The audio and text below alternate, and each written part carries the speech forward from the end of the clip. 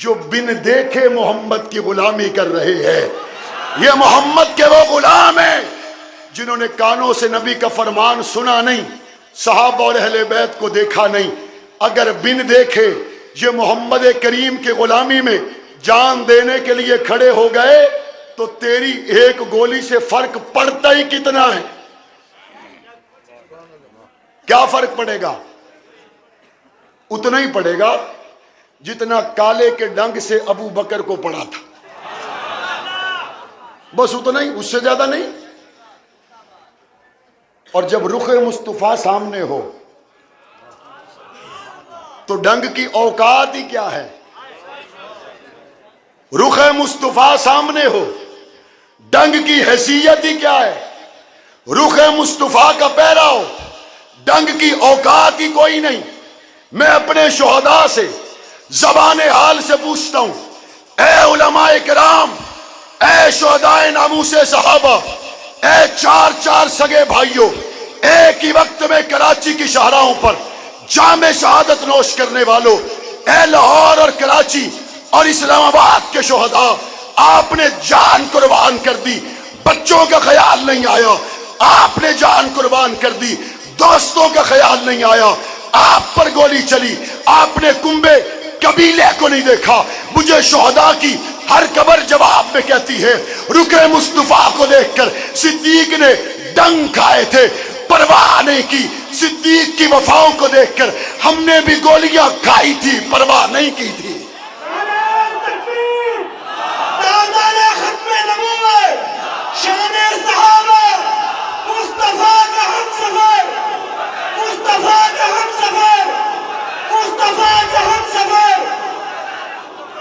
جوانوں، آپ کے لیے کہہ رہا ہوں، آپ کی اتنی عمر نہیں جتنے یہاں پہ شہداء ہے، آپ کی زندگی کے اتنے دن نہیں جتنی ماؤں کی گودیں یہاں پہ اجڑی ہیں، آپ کی زندگیوں میں اتنے لمحے نہیں جتنے آنسو بہنوں نے بہائے ہیں، جتنے یتیم بچوں کی قطاریں لگی ہیں. آپ کو پتا ہونا چاہیے سن 2000 آج سے 20 سال پہلے 28 فروری کی صبح، سردیوں کی راتیں، 28 فروری کی صبح کو ایک شخص کو میاں والی جیل کی کال کوٹڑی سے نکالا گیا، اور نکالنے کے بعد اس کو بتایا گیا آج تجھے تختہ دار پر چڑھا دیا جائے گا. جس کو کال کوٹڑی سے نکالا گیا تھا اس کی آنکھوں کی بینائی جا چکی تھی. جب باہر نکلا اس کو نظر نہیں آ رہا تھا، ہاتھ چھڑا کر کہتا تھا چھوڑو مجھے، بتاؤ تختہ دار کدھر ہے؟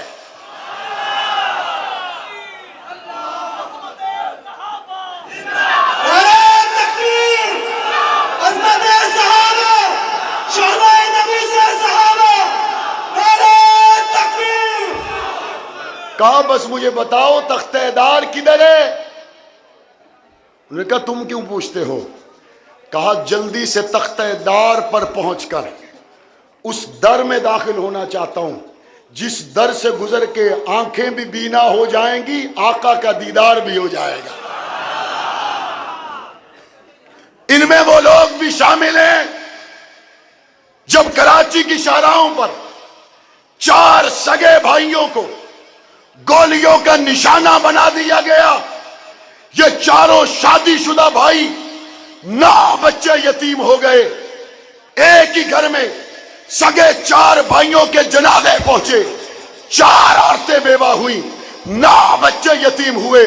دوسرے دن 4 بیٹوں کے جنازے سامنے رکھنے کے بعد بوڑھا باپ آیا، اس کی کمر بڑھاپے کی وجہ سے جھک چکی تھی، غم کی وجہ سے آنکھوں سے آنسو جاری تھے. بیٹے کے جنازے پہ پہنچ کر منہ مدینے کی طرف کے کہتا ہے اے ابو بکر صدیق 4 تھے، 4 اور بھی ہوتے تو آپ کے لیے دے دیتا.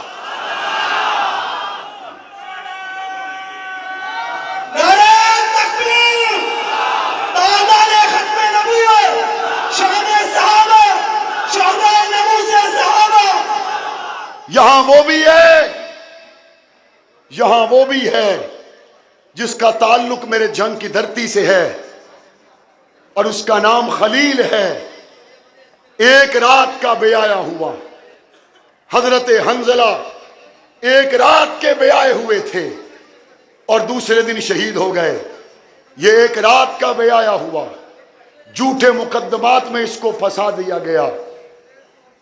ولیمے کے دن دوستوں کی میزبانی کرنے کی بجائے کال کوٹھڑیوں میں چلا جاتا ہے اور پیچھے اس کی بیوی اس کا انتظار کرتی ہے، اور جب بھی ملاقات پہ جاتی ہے یہ اس کو کہتا ہے